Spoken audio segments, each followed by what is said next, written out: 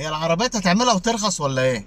شركة الأمل لتصنيع وتجميع السيارات اللي هي الوكيل المحلي البي واي دي ولادا كانوا قاعدين في حالهم لا بيهم ولا عليهم، وفجأة جات لهم مراسلات من بعض البنوك لإعادة فتح المستندات بالعملة المحلية لتمويل واردات مكونات الإنتاج.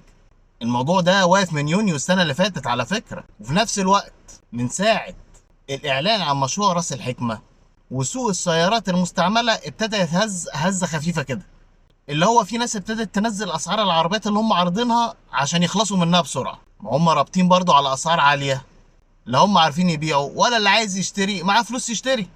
يعني شكل من اشكال الركود التضخمي. الفكره ان هم ابتدوا يقلقوا ان الاستيراد يتفتح للعربيات واسعار عربياتهم المستعمله تنزل تاني.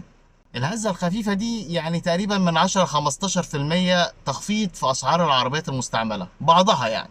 لكن الزيرو التأثير فيه خفيف قوي. طبعا في حالة من التفاؤل وناس كتيرة بتطالب بتقليل الأوفر برايس، لكن رأيي أنا الشخصي في موضوع العربيات ده إنه ممكن يتحلحل شوية، لكن إن الأسعار ترجع طبيعية زي الأول صعب اليومين دول. ما هو إحنا كمان ما لقيناش مغارة علي بابا يعني في راس الحكمة، وفي التزامات كبيرة ورئيسية على الحكومة للاستيراد الفترة القادمة، والعربيات مش على الأولوية مع إنها أولوية لفئة كبيرة من الشعب، ولكن الفئة الأكبر عندها احتياجات أهم من موضوع العربيات ده. ولكن في مشاريع تانية ابتدوا يعلنوا عنها مؤخرا، المشروع السعودي والمشروع القطري وريسنتلي المشروع الصيني. فهنشوف اليومين اللي جايين ايه اللي هيحصل.